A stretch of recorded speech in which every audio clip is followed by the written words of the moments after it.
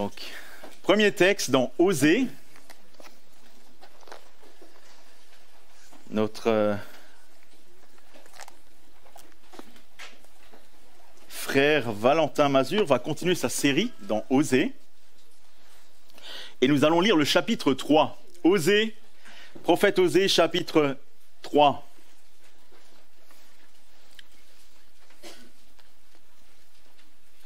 Osée, chapitre 3. Lisons. L'Éternel me dit: va encore et aime une femme aimée d'un amant et adultère.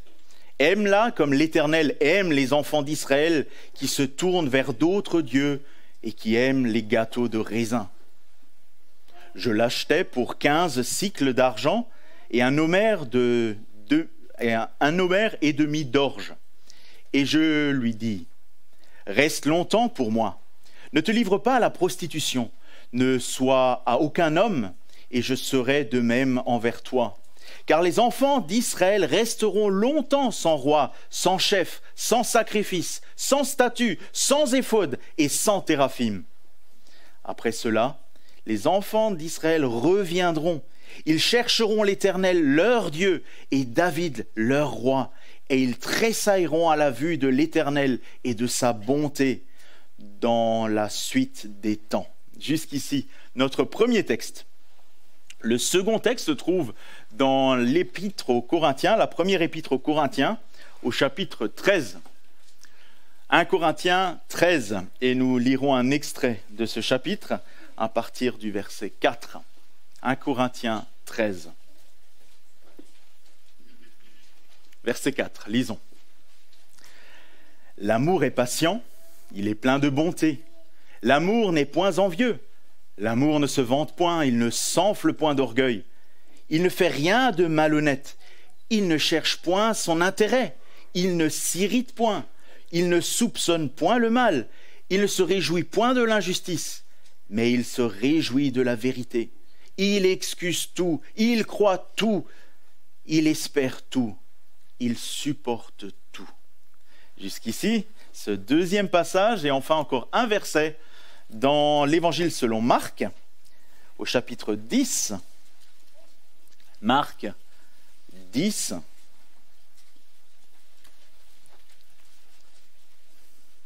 Le verset 45.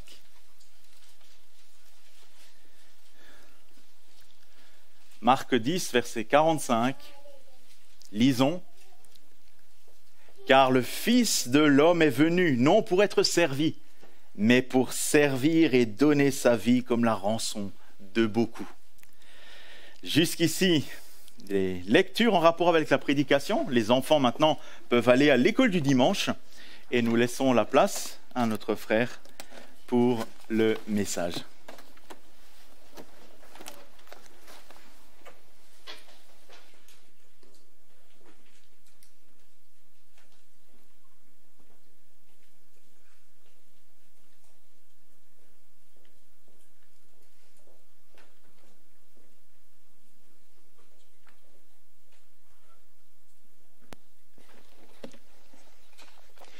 Bonjour à tous. Je vous invite à garder ce texte en Osée, ouvert au chapitre 3, afin de pouvoir avancer ensemble. Et avant de commencer, je vous invite simplement à prier encore une fois. Prions. Seigneur, nous voulons te remercier pour ta parole. Nous voulons te remercier parce que tu es un grand Dieu, parce que tu es un Dieu vivant, un Dieu qui parle. Seigneur, nous te remercions parce que ce matin encore, tu veux nous parler. Et Seigneur, nous voulons te prier pour que tu disposes nos cœurs afin de recevoir cette parole, afin d'être encouragés, exhortés à vivre toujours plus pour ta gloire. Seigneur, viens-nous en aide, car tu connais nos faiblesses, tu connais les limites de notre concentration et Seigneur, je te demande que tu nous soutiennes durant ce moment. Seigneur, je te prie que tu me soutiennes aussi dans la prédication de ta parole, que tu puisses vraiment m'aider à avoir des paroles utiles et qui puissent servir. Au nom de Jésus. Amen. Nous terminons ce matin la première partie de cette série en Osée. Alors je vous rassure, il reste encore un bon bout de chemin à faire, mais ce chapitre 3 aujourd'hui met un terme à une première partie vous vous rappelez sans doute, si vous avez été avec moi ces dernières semaines, où Osée nous a montré, à travers son expérience de vie, plusieurs vérités à propos de lui-même, plusieurs vérités à propos de Dieu et du peuple d'Israël. Vous vous rappelez sans doute que la relation entre Osée et Gomère symbolisait la relation entre Dieu et entre le peuple d'Israël. Et au travers de cette histoire d'amour totalement désastreuse, nous avons pu entrevoir plusieurs vérités éblouissantes à propos de l'amour de Dieu envers nous, notamment.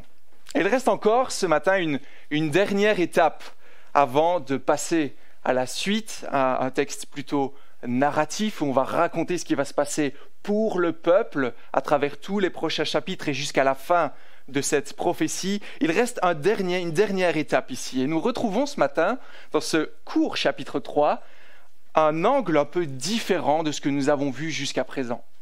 Donc, d'habitude, Osée parlait à Gomère, on va dire de manière un peu indirecte. Il parlait à ses enfants pour qu'ils aillent parler à leur mère, etc. C'était sous l'ordre de Dieu qu'il allait la prendre pour femme. Et aujourd'hui, pour la première fois, on voit ça en verset 3 notamment, Osée va parler directement à Gomère. Dieu va parler directement à son peuple, comme entre quatre yeux ce matin. Il y a une intensité un peu plus haute ce matin dans ce texte. Et ce texte met en lumière, premièrement, dans un premier temps, un amour à deux vitesses, voire même plus. Donc, si vous suivez le questionnaire, les questions d'introduction, vous n'allez pas vous en sortir parce que j'ai juste enlevé cette partie-là, en fait, excusez-moi, parce que c'était trop long sinon. Donc voilà, si vous voulez les réponses, venez me trouver à la fin de la prédication. Premier point pour nous, un amour à deux vitesses, voire même plus.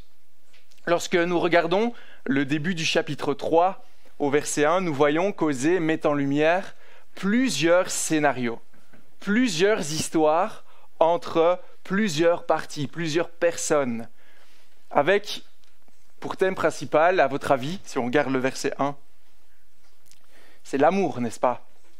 On l'a lu, à 5 reprises dans ce verset 1, le mot « aimer » revient, le mot « aimer ». Et nous retrouvons dans ce verset 1, de manière volontaire par Osée, la même difficulté en fait que nous pouvons retrouver dans notre langue française. Donc pour une fois que c'est dans ce sens-là, ça va nous aider peut-être à comprendre plus facilement. Parfois quand on parle d'amour, ça peut être assez ambigu, n'est-ce pas? Quand on dit « je t'aime », je t'aime bien, il y a un peu des nuances qui sont là. Il y a des variations. De quoi est-ce qu'on parle exactement? Quelle est la profondeur de nos mots? Quel est le poids de nos mots? Exprime-t-il un sentiment profond ou est-ce simplement superficiel? Ou parle-t-on même carrément d'autre chose? Juste un exemple pour vous ici. J'aime ma femme. J'aime ma femme. Je suis tellement heureux de l'avoir épousée il y a maintenant 10 années. Et je peux vous dire que je l'aime encore plus qu'au premier jour. Romantique, n'est-ce pas? C'est beau, c'est profond et c'est vrai. Maintenant, les mêmes mots. J'aime les frites. Je suis belge, j'aime les frites. Je suis tellement heureux d'avoir découvert ce restaurant qui me fait encore plus aimer ce plat. C'est vrai, n'est-ce pas? On a les mêmes verbes et pourtant, le sens et la profondeur est totalement différente. Alors bien sûr, mon exemple est assez évident, c'est pour vous faire comprendre ce qui se passe ici dans le verset 1. Mais on va voir ici ensemble que ces différents scénarios présentent un amour un peu plus ambigu, un peu plus compliqué ici qu'il va falloir décortiquer ensemble. Et c'est précisément là où veut nous conduire ce texte. Il veut nous montrer la différence monumentale qui existe entre l'amour de Dieu et toute autre forme d'amour que nous pouvons trouver en ce monde ou même que nous-mêmes pouvons exprimer. Voyez le verset 1 avec moi. Verset 1 qui nous invite à nous poser ces questions de sens. On voit plusieurs façons d'aimer. L'Éternel me dit, va encore et aime une femme. Osée doit aller aimer une femme. Premier scénario qu'on retrouve ici. Et on avait vu que le lien entre Osée et Gomère, c'était Dieu et le peuple d'Israël. Donc ici, ce que Dieu demande, c'est que Osée aime, soit une représentation de l'amour de Dieu envers son peuple. Premier scénario. Deuxième scénario, maintenant que l'on voit ici, nous voyons que cette femme est aimée d'un compagnon, aimée d'un amant dans d'autres versions. Donc on peut peut-être ici comparer cet amant à ces faux dieux vers lesquels le peuple allait continuellement. Troisième scénario, l'amour d'Israël envers ses faux dieux. Le peuple d'Israël se tourne vers d'autres dieux et aime les gâteaux de raisin. Les gâteaux de raisin ici, c'est simplement l'offrande que l'on donnait à ces idoles. Cela montre à quel point ils avaient de l'amour, entre guillemets, pour ces idoles. Et quatrième scénario, c'est implicite, on ne le voit pas dans le texte, mais il me semble que c'est relativement clair. C'est l'amour du peuple d'Israël envers Dieu. Donc j'espère que je ne suis pas en train de vous embrouiller complètement ici, mais vous voyez, ça va devenir plus clair avec le temps. Est-ce que je vous propose maintenant de voir cette liste, ces 4 scénarios, à l'envers, ok, afin de voir au final le but principal de ce texte. Vous allez voir, n'ayez pas peur, ça va aller, on va avancer ensemble. Donc voyons premièrement l'amour du peuple d'Israël envers Dieu, scénario implicite dans notre texte. Alors, quel est l'effet, quelle est la profondeur de cet amour ? Eh bien, c'est facile. Il est simplement inexistant. Inexistant. Ils n'ont aucun amour pour le Dieu éternel. C'est facile de voir ça, parce qu'en fait, premièrement, ils se détournent de ce Dieu et vont vers les idoles. Et en fait, ils désobéissent aux commandements les plus offensants et aussi les plus évidents à l'égard de Dieu. Le premier des commandements, tu n'auras pas d'autre Dieu devant ma face. Et ici, ils font des compromis incroyables qui prouvent qu'ils n'ont aucun amour pour le Dieu qui les a choisis, le Dieu qui les a aimés. À l'exemple de cette femme adultère qui a pratiqué son adultère encore et encore et encore. On se rappelle, elle a eu plusieurs enfants qui ne sont pas ceux d'Osée, etc. Tout au long de ces chapitres, on voit qu'elle n'a aucune estime pour son mari, aucun amour sincère pour lui. Conséquence de cet amour, eh bien, comme il n'y en a pas, eh bien, c'est une mort certaine. On l'avait vu les 2 dernières prédications. Le jugement de Dieu qui tombe sur ce peuple et qui les amène à une mort certaine. Deuxième scénario, l'amour d'Israël envers ses faux dieux. Alors là, dans un sens, on en a déjà parlé aussi. L'amour du peuple envers les faux dieux, chapitre 2, verset 7, vous vous rappellerez sans doute cela, où il disait, le peuple parlait à travers Gomère et disait « J'irai vers mes amants, ceux qui me donnent du pain, de l'eau, de la laine, du vin. » Et on avait dit à cette époque que le peuple allait vers ses faux dieux uniquement pour ce que ça pouvait leur apporter. C'est uniquement pour leur intérêt personnel. J'avais pris l'illustration d'un distributeur de boissons. Voilà comment le peuple d'Israël considère ses dieux. J'ai une petite soif, je vais mettre la pièce, je fais le code, la canette, la boisson tombe, je prends ma boisson et je passe mon chemin. Je n'ai aucune relation. Ce Dieu, ce faux Dieu, sert uniquement mes propres intérêts. Voilà comment est l'amour d'Israël envers ses faux dieux. Un amour intéressé. Un amour qui ne pense qu'à ses propres intérêts. On continue. Nous voyons ensuite apparaître l'amour d'un amant vers cette femme. Et là, c'est peut-être un peu plus abstrait. Vous voyez, on se demande un petit peu de qui il s'agit. On voit juste avant que cet amant caractérise probablement les faux dieux. Et là, on se pose la question, va encore, aime une femme aimée d'un amant. Mais est-ce que cet amour est comparable ? Est-ce que l'amour de Dieu envers le peuple est comparable à l'amour de ses idoles envers ce peuple ? Alors, est-il bon, est-il pur, est-il de la même nature et la même profondeur que Dieu ? Parlons-nous de la même chose ici ? Alors même si au premier regard, il semble que ce texte ne nous donne pas plus d'informations, quand on commence à regarder avec un œil un peu plus attentif à ce qui se passe ici, il y a des indices révélateurs en fait d'un amour destructeur. Regardez le langage qui se retrouve dans ce texte depuis le début du chapitre 1, depuis le début de cette prophétie. Cette femme est considérée comme une femme adultère. On le voit de nouveau au verset 3. Elle est adultère. Ce compagnon semble ici, en fait, lui offrir cette opportunité d'être adultère, de se prostituer, plutôt que de rester fidèle à son mari. Il semble être la cause qui l'a fait chuter, qui l'a fait pécher. Et voyez la nouveauté ici au verset 2 que nous apporte ce chapitre 3. Que se passe-t-il ici? Un prix semble placé sur Gomère. Ça, c'est une nouveauté qu'il n'y avait pas auparavant. Et voyez-vous maintenant ce que nous révèle cette information?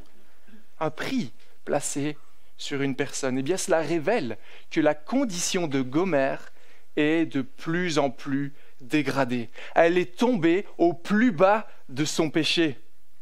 Car sur qui place-t-on un prix à cette époque? Des esclaves? Des prostituées? Des animaux peut-être? Gomère, par ce verset 2, appartient maintenant à cet amant. Elle est devenue, de par son péché et la profondeur avec laquelle, jusqu'où elle a été, elle est devenue son objet. Elle ne se possède même plus elle-même. Elle n'est plus libre. Elle est esclave de cet amant. Et voyez, même plus loin ici, elle se trouve dans une situation où, dorénavant, elle ne pourra plus jamais s'en sortir par elle-même. Elle n'est plus maître sur sa propre vie. Elle ne peut plus décider de son avenir. C'est cet amant qui décide pour elle. Ce compagnon, cet amant, l'a servi totalement dans l'esclavage de ses passions. Donc non, il ne semble pas y avoir un amour bienveillant, tel qu'on le voudrait dans un couple sain, n'est-ce pas? Mais cela conduit plutôt vers une situation irréversible, malheureuse pour elle. Donc vous voyez, ce que représente ce verset 1 en résumé ici, c'est que ni le peuple, ni cet amant ne représentent en fait le modèle d'amour qui correspond à la volonté de Dieu. Mais il reste encore un scénario. Et c'est sur cela que l'accent sera mis ce matin, comme le titre de cette prédication le révèle, l'amour incomparable et bienveillant de Dieu envers son peuple. C'est ce que nous allons voir maintenant. La suite du texte ici nous décrira à quoi il ressemble, quel genre d'amour le Seigneur a envers son peuple et que doit représenter en fait Osée envers Gomère quand Dieu lui dit « aime-la », pas comme tu as envie de l'aimer, mais comme le Seigneur aime les Israélites. Quand Dieu dit à Osée « sois le représentant, le modèle de l'amour de Dieu ». Un amour différent, incomparable à toute autre forme d'amour. Et nous verrons ici que cet amour produit des fruits bien différents. Et nous verrons la réaction du peuple qui reçoit cet amour. Ok, que produit l'amour de Dieu alors? C'est notre deuxième point ce matin. Il rachète et réforme son épouse pour son bien. Il rachète et réforme son épouse pour son bien. Regardons maintenant plus attentivement ce qui se passe dans le verset 2. « Je l'achèterai pour 15 cycles d'argent et 1 omer et demi d'orge. » Osée, pour exprimer l'amour de Dieu, commence par racheter son épouse, qui, à cause de son péché, à cause de son désir, est devenue esclave d'un autre. Mais remettons un peu de contexte ici, peut-être pour ceux qui n'étaient pas là les semaines précédentes. Vous souvenez-vous qui est cette femme pour Osée? Qui est-elle? Eh bien, c'est celle qui l'a totalement trahi. Regardez le chapitre 1, le chapitre 2. C'est celle qui a totalement bafoué son amour. Celle qui, au final, se trouve dans la profondeur de la boue qu'elle appréciait tant, en fait. Quand on regarde ces 3 chapitres dans leur ensemble, on voudrait dire, mais n'a-t-elle pas ce qu'elle mérite ici au final? N'a-t-elle pas ce qu'elle recherchait tant? N'est-elle pas arrivée au paroxysme de son péché? On aurait envie de dire, mais bien fait pour elle. Elle l'a cherché, qu'elle y reste maintenant. Et pourtant, l'amour de Dieu qu'Osée doit représenter est bien différent qu'une réaction naturelle et logique que nous pourrions avoir. Pour représenter fidèlement l'amour de Dieu, Osée commence par payer une rançon à cette femme, afin qu'elle puisse être libérée. De toute évidence, on voit qu'elle ne le mérite pas. Alors pourquoi fait-il cela? Afin qu'elle soit totalement libre de son esclavage. Il pose en fait un acte qu'elle n'est pas en mesure de faire de par sa condition d'esclave. Elle ne peut pas se libérer elle-même. Il faut que quelqu'un vienne payer la caution pour la faire sortir. Combien paye-t-il? Eh bien, le prix, vous l'avez là au verset 2. Même si ce n'est pas forcément évident de savoir ce qu'il représente, on peut être sûr qu'il représente la caution totale, le prix total pour obtenir une libération totale de cet esclavage. Vous voyez ici, Osée ne paye pas pour avoir cette femme pour une nuit, pour une semaine, pour un mois, mais il paye pour qu'elle soit totalement libre, totalement détachée de cet amant, afin qu'il puisse dire « Maintenant, tu es à moi entièrement ». Et il puisse lui dire ensuite « Reste longtemps à moi ». Voilà l'amour que doit manifester Osée envers cette femme. Voyez-vous quel effet produit ce rachat sur cette femme? Gomère devient libre, totalement libre de ce qui la maintenait captive. Elle est libre vis-à-vis de cet amant, ce maître, ces faux dieux. En payant cela, Gomère lui dit « Maintenant tu peux venir avec moi, tu ne leur dois plus rien. Aujourd'hui, grâce à cet acte que j'ai posé pour toi, tu peux changer de vie, complètement. Tu peux repartir à zéro. » L'amour de Dieu envers son peuple commence par le rachat de son peuple pour le libérer de l'esclavage. Libération payée entièrement et qui permet à Osée de lui donner un nouveau cadre de vie. Et maintenant qu'elle redevient sa femme en quelque sorte, il peut donc l'exhorter à vivre d'une manière différente. C'est le deuxième aspect ici de l'amour de Dieu. L'amour de Dieu rachète et ensuite il peut l'exhorter à réformer ses attitudes. Et il lui impose 4 interdits. Vous voyez le verset 3 avec moi. Je lui dis, reste longtemps pour moi. Ne te livre pas à la prostitution. Ne sois à aucun homme et je ferai de même envers toi. 4 interdits. Alors je vous propose de voir ce que cela signifie ici.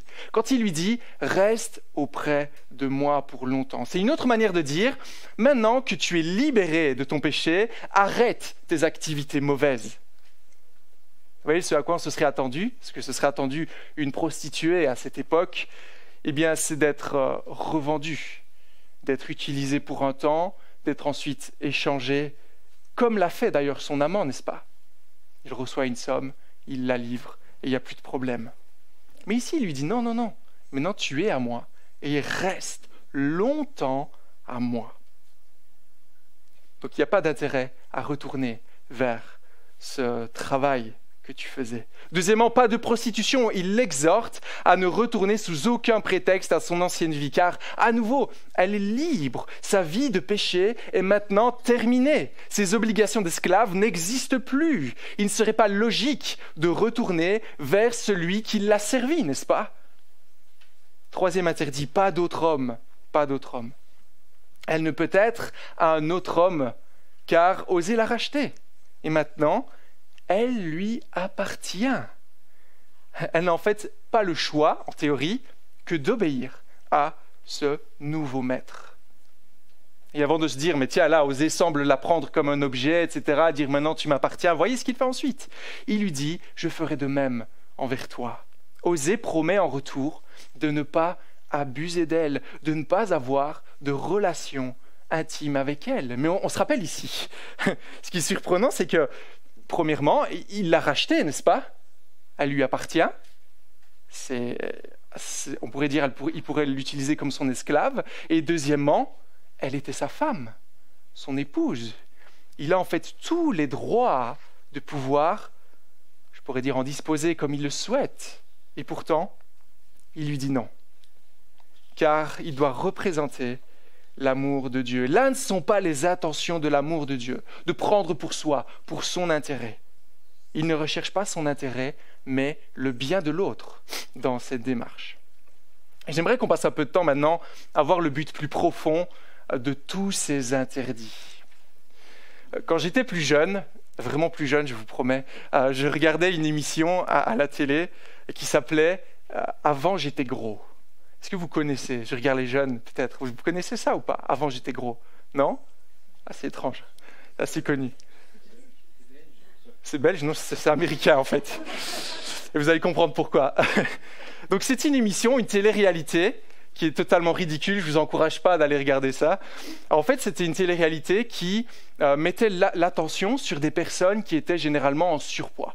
Des jeunes, des adolescents, adolescentes, qui avaient une mauvaise hygiène de vie, qui mangeaient n'importe comment, qui étaient en surpoids, et du coup il y avait toutes sortes d'effets liés à cela, pas de confiance en eux, etc. Et généralement, cette émission plaçait un coach sportif professionnel à côté de ces personnes. Et alors ce coach plaçait de nouvelles habitudes de vie. On va commencer à faire du sport, on va manger différemment, etc., etc. Et ce qui était intéressant, et je pense que c'était un peu le but de cette émission, eh bien, c'était de voir tous les états d'âme par lesquels le candidat passait. Souvent, on voyait la souffrance par laquelle le candidat passait les premières fois où il devait faire ses footings, etc., où il devait courir. Il n'avait peut-être jamais fait de sport, où il était habitué à manger des quantités gargantuesques de nourriture. Mais on place de nouvelles habitudes. Et ce qui était surprenant, c'est que généralement, à la fin de cette émission, quand la personne avait persévéré pendant plusieurs mois, eh bien, ces changements et ces habitudes de vie, ce nouveau style de vie prenaient racine en eux. On voyait des personnes qui maintenant ne pouvaient plus s'empêcher de faire du sport, mangeaient sainement, etc., étaient plus ouverts aux autres, etc., etc. On voyait une transformation à la fois physique et même psychologique différente. Vous avez l'idée? Maintenant, on revient à notre texte. Ce que fait Osée ici, sous le commandement de Dieu, c'est de prendre Gomère, comme le coach sportif ici, que je viens de décrire, et de sa vie de péché et d'adultère, de prostitution, il l'a conduit, par ses interdits, à une vie de chasteté et de pureté. Si on tournait l'émission de cela, ce serait « Avant, j'étais infidèle ». On passe d'un opposé à l'autre pour que cette femme ne soit au final plus la même, qu'elle soit totalement transformée au plus profond de son cœur. Voilà l'amour de Dieu qui veut conduire son peuple à réformer ses attitudes et à changer totalement de direction. Et ça pour son bien, pour son bien. Alors pourquoi placer tant d'interdits? On voit ici 4 interdits qu'on vient de décrire, et souvent on n'aime pas, n'est-ce pas, cela? Eh bien, car c'est le seul moyen pour cette femme, c'est le seul moyen, on va voir ensuite pour le peuple, de couper avec son passé de débauche. Et le verset 4 ici exprime plus clairement le but recherché par Dieu pour son peuple. On quitte l'illustration de Gomère pour aller vers le peuple. On voit au verset 4, « Car les enfants d'Israël resteront longtemps sans roi, sans chef, sans sacrifice, sans statut, sans éphod, sans téraphim. » Qu'est-ce qui se passe ici? Dieu va priver volontairement le peuple de ce qui le conduisait loin de lui, de ce qui le plaçait dans ses mauvaises habitudes. Vous voyez, ici, quand on dit que le peuple sera privé de rois et de princes, c'est grave. Imaginez-vous que le pays, notre pays ici, soit soudain privé de son gouvernement. Les choses ne peuvent plus fonctionner, on ne peut plus prendre de décision. Le pays va aller mal. Mais voyez ici que c'est un mal nécessaire. Pourquoi? Parce qu'à qui est-ce qu'Osée s'adresse dans ce texte? Le peuple d'Israël. Mais à qui plus précisément? Le royaume nord d'Israël. Pourquoi y a-t-il cette division royaume nord, royaume sud, peuple d'Israël, peuple de Juda? Parce qu'il y a eu un moment donné où un groupe de personnes a décidé volontairement de quitter la dynastie de David et faire, entre guillemets, ses propres choix, placer son propre roi, alors que la tribu de Juda continuait à être soumise aux descendants de David. Le problème avec cela, c'est que les dirigeants du peuple nord, eh bien, étaient en fait des mauvais dirigeants. J'avais mentionné la dernière fois Akab et Jézabel, mais il y avait plein d'autres mauvais rois qui ont en fait amené toutes sortes de cultes, qui ont contaminé, qui ont amené le trouble parmi le peuple. En supprimant le roi, en supprimant les chefs, ils n'auront plus ce qu'ils estiment être essentiel, c'est vrai. Leur communauté fonctionnera sans doute moins bien, mais on enlèvera la tête pensante, on enlèvera ce mauvais leadership. Un peu comme si vous aviez une grande entreprise et que le directeur général de l'entreprise était un mauvais dirigeant qui conduisait l'entreprise à aller au plus bas et à risquer d'avoir la faillite, à risquer de placer des gens au chômage. Qu'est-ce qu'on fait? Le conseil d'administration se rassemble et on change le dirigeant. Non, il faut mettre quelqu'un d'autre pour rectifier la barre. C'est exactement ce qui se passe ici. On supprime les leaders. On continue. Ensuite, on va supprimer les sacrifices, les statues, les éphodes et les téraphins. Vous voyez ce que chaque partie nous montre ici. Dans vos questionnaires, pour ceux qui ont le questionnaire, il y a un petit tableau que j'ai mis afin de faire ressortir clairement cela. À quoi servaient les sacrifices? Pourquoi le peuple devait-il faire des sacrifices? Eh bien, en fait, c'était lié au culte de Yahweh, au culte de l'Éternel. C'était une bonne chose que l'Éternel avait donnée à son peuple pour qu'il puisse s'approcher de lui rendre un culte qui lui soit agréable. C'était un commandement donné par l'Éternel. Mais ensuite, qu'est-ce qui se passe? Sans statue, ou dans certaines versions, sans pierre levée. De quoi est-ce qu'on parle ici? Ces statues et ces pierres levées étaient en fait de grosses pierres placées près des tombeaux et qui font en fait directement référence aux pratiques idolâtres formellement interdites en Israël. Deutéronome chapitre 16, verset 22. On continue, sans éphod. C'était quoi l'éphod? C'était l'habit du prêtre lorsqu'il devait indiquer au peuple l'avenir avec l'Urim, le Tumim, etc. Selon le culte de l'Éternel, selon le culte de Yahweh. C'était un moyen que l'Éternel avait donné pour que son peuple puisse prendre de bonnes décisions. Mais qu'est-ce que c'est les téraphim, les téraphins? Des idoles de maison qui provenaient du paganisme ambiant. Vous voyez ce qui se passe ici? Et vous rappelez-vous quel était le problème du peuple? On a des bonnes choses mélangées avec de moins bonnes. Tout est un mélange.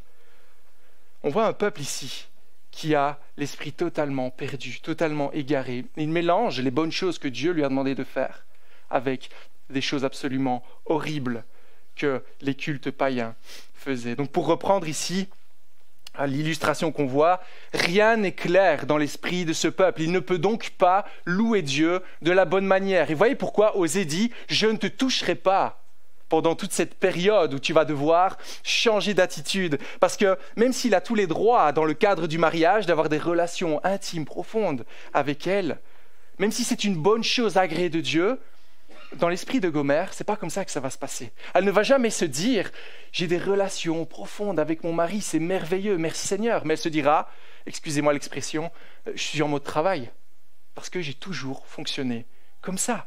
Elle ne verra pas la différence entre une relation intime, privilégiée avec son mari, et une relation de fornication qui est en horreur à l'Éternel. Voilà ce qui se passe pour le peuple et dans sa manière de louer Dieu. Alors le seul moyen pour ce peuple, on repart à zéro.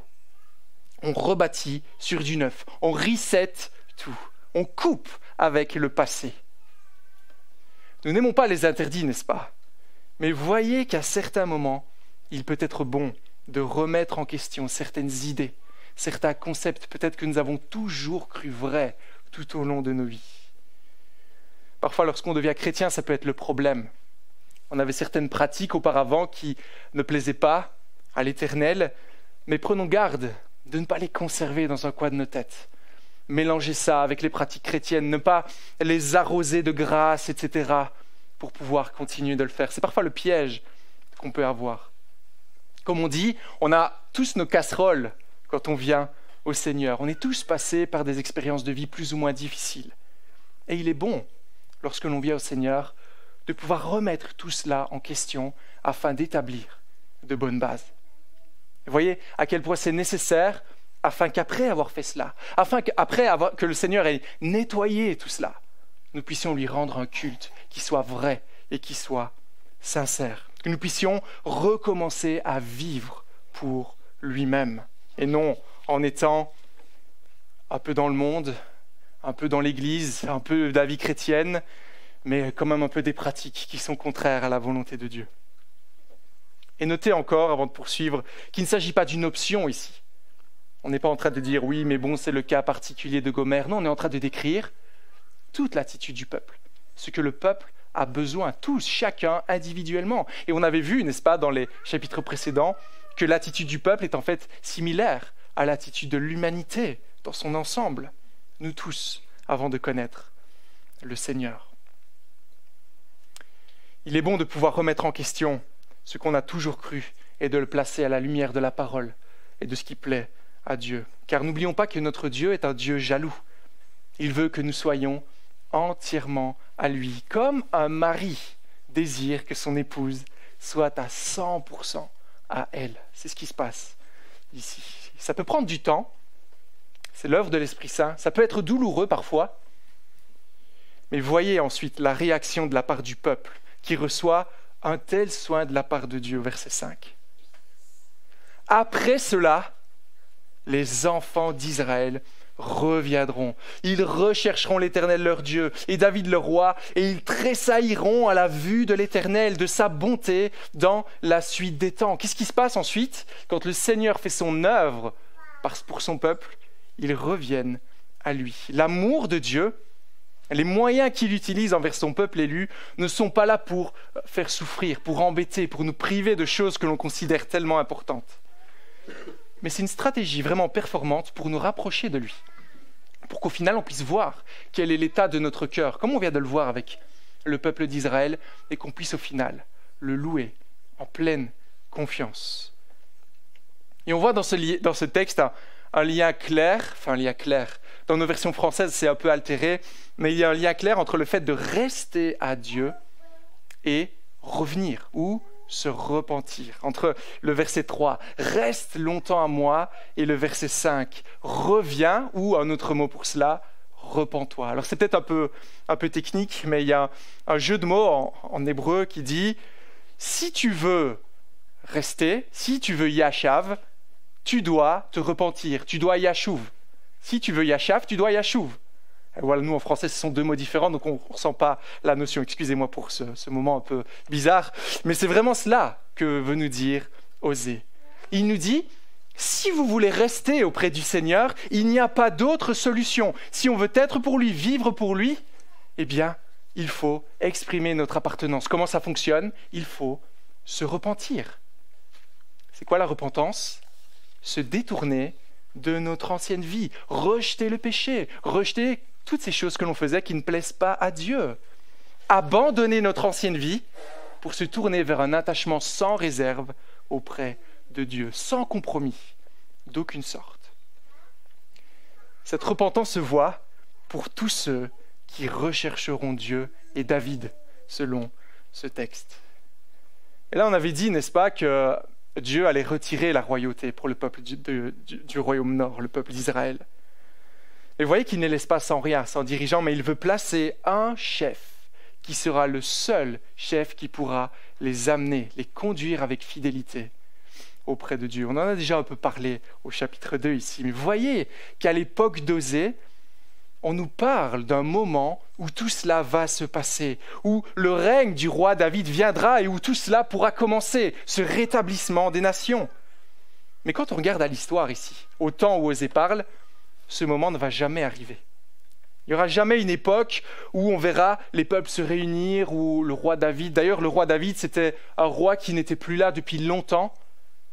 Alors cela montre ici qu'en fait, Osée nous invite à regarder vers l'avenir, vers un autre roi David, un qui sera de la descendance de David. Et le peuple, ayant ça en tête, s'attendait à travers toutes ces années à l'accomplissement de cette promesse. Quand est-ce qu'il viendra, ce descendant de David, pour rétablir notre peuple, pour nous ramener à Dieu?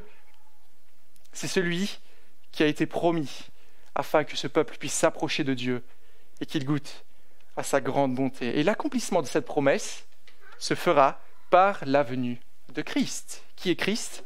Le descendant de David, qui vient donner une paix à ceux qui étaient perdus. Pas seulement à Israël, mais aussi à un peuple bien plus large, parce que c'est celui, selon Ephésiens 3, qui vient unir non seulement des Juifs, mais également des non-Juifs. Il les appelle à la fois pour qu'ils forment un seul et même peuple, le peuple racheté de Dieu. Troisième et dernier point, donc ça nous conduit à cela. En tant que peuple de Dieu, vivons séparés du péché, car nous avons été rachetés à un grand prix. Alors à nous tous qui avons bénéficié de l'amour de Dieu, un amour qui nous a rachetés, un amour qui nous réforme par son esprit à marcher en nouveauté de vie, à nous qui avons cherché le descendant de David, par lequel, lorsque Dieu nous a ouvert les yeux, nous avons pu bénéficier de sa grâce et de son œuvre. Réalisons-nous ce matin que ce principe, dans ce chapitre 3, reste toujours d'actualité. Car en Christ, nous sommes de nouvelles créatures, n'est-ce pas? Il ne serait pas logique de retourner vers ces faux dieux, vers ces idoles, vers notre manière de vivre avant de le connaître. Mais il faut revenir à Christ, demeurer longtemps, pour ne pas dire toujours, auprès de lui, nous laisser former par lui. Vous voyez ici, c'est l'amour de Dieu qui doit nous motiver à cela, à voir que nous étions esclaves du péché. Et alors que nous l'avons rejeté, comme Gomère l'a fait durant ces 3 chapitres, alors que nous étions au plus profond de la boue, peut-être même qu'on ne réalisait pas à quel point on était dans l'esclavage du péché, alors que nous étions en train de nous détruire totalement, lui est venu, lui nous a sauvés. À quel prix nous a-t-il rachetés? Eh bien, pour notre péché, ça ne prend rien de moins que la venue de Jésus-Christ pour payer notre rançon. On a lu Marc chapitre 10, verset 45. Le Fils de l'homme est venu pour donner sa vie en rançon pour beaucoup. Voilà ce que Jésus-Christ est venu faire. Où est-ce qu'il a payé cette rançon? C'est en donnant sa vie à la croix, là où il prend notre colère, là où il prend tout ce pourquoi on aurait dit, mais bien fait pour toi, c'est ce que tu as voulu, tu es arrivé au paroxysme de ton péché, maintenant reste là-dedans. L'amour de Dieu dit non, moi je veux te racheter, même si cela prend la vie de mon fils. Lui qui est Dieu donne sa vie en rançon pour nous libérer, afin que nous puissions changer de vie pour sa gloire, que nous passions d'un extrême, vie de pécheur, à l'autre, vie de sainteté, étant vus à travers la vie parfaite de Christ. Vous voyez, l'exhortation d'Osée vers Gomère demeure. Puisque je t'ai racheté, demeure, reste auprès de moi. Vois l'amour que j'ai pour toi et reste auprès de moi. Vois ce que Dieu a fait pour toi. Vois qui tu étais, que tu étais perdu dans la boue de ton péché comme Gomère, et vois qu'il t'a racheté et qu'il te propose une vie nouvelle auprès de lui. Vous voyez ce que Paul dit à propos de cela, 1 Corinthiens chapitre 6. Ne le savez-vous pas ? Votre corps est le sanctuaire de l'Esprit Saint qui est en vous, que vous tenez de Dieu. Vous ne vous appartenez pas à vous-même, car vous avez été rachetés à un prix. Glorifiez donc Dieu dans votre corps. Dieu fait de nous, qui étions pécheurs loin de lui, le temple de son Saint-Esprit. C'est quoi le temple? Un lieu pur, un lieu où rien d'impur, rien de mauvais ne pouvait entrer, le lieu même de la présence de Dieu qui ne peut voir le mal. Voilà ce que Dieu fait de nous aujourd'hui. Et en réalisant cela, Paul nous exhorte à glorifier Dieu dans notre corps. Comment fait-on pour glorifier Dieu dans notre corps? On recherche ce qui lui plaît. On s'attache à notre nouveau maître. On se pose la question, quel est le Dieu de ma vie?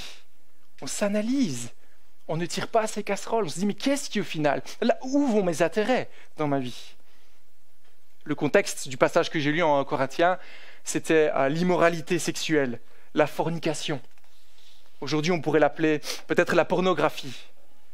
Ou serait-ce d'autres choses, la boisson, l'alcool, l'argent, la carrière, la drogue, tant d'éléments qui sont pour nous, comme cela a été pour le peuple d'Israël, au chapitre 2, verset 7, quand il disait « On a besoin de ça pour vivre. Ça nous apporte la joie, ça nous apporte la paix, ça nous apporte sécurité et confort. » Mais la réalité, telle que nous le révèle ce texte, telle qu'il nous montre ce qui se passe derrière les coulisses, c'est qu'en fait c'est complètement différent. Même si on a l'impression que ça nous apporte du réconfort, voyons que ça va nous conduire plutôt à un asservissement déshumanisant. Et surtout, ça nous conduit loin de Dieu, à l'oublier totalement. Vous vous souvenez du scénario implicite? On se tourne vers ces idoles, on trouve du réconfort dans ces choses que le monde nous propose. Et on oublie totalement Dieu. Et le jugement est sur nous. Ces tentations, ces idoles de notre cœur tentent par tous les moyens de nous montrer qu'ils peuvent jouer le rôle de Dieu. Mais ils ne peuvent pas le faire. Ils ne font que nous détruire et nous rendre esclaves. Et certains pourraient peut-être dire ce matin, mais moi je me sens libre sans Dieu. Je ne veux pas de toutes ces règles contraignantes. Ça semble compliqué. Je vais être maître de ma propre vie. Voilà ce que je veux. Vous voyez ce que nous révèle ce texte, encore une fois, les enseignements qu'on peut tirer. Contrairement à ce que nous pensons, on n'est jamais libre. Soit on appartient au diable pour notre destruction, soit on appartient à Dieu pour notre salut éternel. On appartient toujours à quelqu'un. Et ça, il faut être clair avec cela. Même si parfois on a l'impression qu'on est libre, on ne l'est pas. Mais on est asservi par toutes sortes de passions destructrices. Et parfois même quand on devient chrétien, arrêter tel ou tel péché peut être difficile, c'est une lutte. Mais voyez les vérités de ce texte qui nous indique que si nous sommes rachetés, si Dieu nous a rachetés, nous sommes totalement libres. Et il faut bien comprendre cela. Nous avons une nouvelle identité en Christ. On n'appartient plus à ce maître. Et même si parfois on a l'impression qu'on reste esclave, c'est plus fort que moi, cela est faux. C'est un mensonge du malin. Nous sommes libres, à moins que le sacrifice de Christ ne soit pas suffisant, à moins qu'il n'ait pas payé totalement le prix. Mais nous savons que c'est faux, car il a crié « Tout est accompli à la croix ». Et même quand la tentation est là et que c'est difficile pour nous, vous voyez la joie qui sera pour le peuple racheté de Dieu. Voyez-vous que c'est une bonne chose, c'est joyeux. Parfois on perd de vue cela, les réalités de l'Évangile, que c'est tellement bon pour nous. Ils tressailliront à la vue de l'Éternel, de sa bonté dans la suite des temps. C'est quoi la suite des temps ? Eh bien c'est l'éternité. Pour l'éternité, à chaque fois qu'on verra Dieu, on sera dans la joie, on tressaillira, ce sera le bonheur. Mais si on n'est pas en Christ, si on n'a pas bénéficié de ce rachat, alors il n'y a que crainte quand nous serons auprès de lui. Vous voyez, nous avons la chance ce matin de comparer l'amour de ces amants, de ces faux dieux, de ces idoles, là où ça nous conduit, et l'amour du Dieu éternel. Le seul qui nous donne tout pour que nous soyons à lui. Le seul qui veut prendre soin de nous comme nul autre. Et voyez-vous, ce qui est encore rassurant ici, c'est que peu importe à quel point on a trempé dans le péché, peu importe on s'est vautré, peu importe ce que nous avons commis est grave, Dieu peut nous racheter de notre péché. Il n'y a pas une situation trop grave que Christ ne peut racheter pour nous libérer. C'est pourquoi ce matin, je vous inviterai, en terminant encore une fois, à méditer sur l'amour de Dieu. C'est un vaste sujet, ici on en a un aperçu grâce à la prophétie d'Osée. À méditer sur cet amour incomparable de Dieu qui doit nous pousser à développer un amour toujours plus biblique, comme on l'a lu en 1 Corinthiens 13, un passage qu'on apprécie beaucoup, mais quand on commence à l'analyser, on voit qu'il est totalement surnaturel, n'est-ce pas ? Qui peut aimer comme cela ? Notre Dieu nous aime d'un amour comme celui-là et nous demande en tant qu'enfants de Dieu à également aimer de la sorte. Méditons sur l'amour de Dieu envers nous, car ça nous disposera ensuite à l'aimer. Vivre pour sa gloire, être renouvelé chaque jour, même si la lutte est difficile. N'oublions pas, quand la tentation sera là, car elle sera toujours là, jusqu'à ce que nous quittions ce corps mortel, rappelons-nous qui nous sommes aujourd'hui. Si vous êtes en Christ, si vous êtes un peuple que Dieu a choisi, comme on l'a vu au chapitre 1, un peuple que Dieu a aimé en connaissance de cause, un peuple que Dieu a séduit, comme on l'a vu au chapitre 2, toucher le cœur, un peuple que Dieu a racheté entièrement. On a tout ce qu'il faut pour vivre pour la gloire de Dieu. Courons à Christ, demandons-lui son aide, demandons-lui de réaliser toujours plus cet amour, afin de vivre pour sa gloire. N'oubliez pas de vous dire, quand la tentation est là, avant j'étais pécheur, avant j'étais pécheur, maintenant je suis enfant de Dieu. Et je termine cette prédication en vous lisant un passage en Tite. Nous aussi, en effet, nous étions autrefois stupides, rebelles, égarés, esclaves de toutes sortes de désirs et de plaisirs. Paul qui parle ici, le grand apôtre dit cela. Voilà comment il fonctionnait, voilà comment nous fonctionnons tous. Nous vivions dans la malfaisance, dans l'envie, nous étions odieux, nous nous détestions les uns les autres, mais lorsque la bonté de Dieu, notre Sauveur, son amour pour les humains se sont manifestés, non pas parce que nous aurions fait des œuvres de justice, mais en vertu de sa propre compassion, il nous a sauvés par le bain de la nouvelle naissance, du renouvellement procédant de l'Esprit Saint.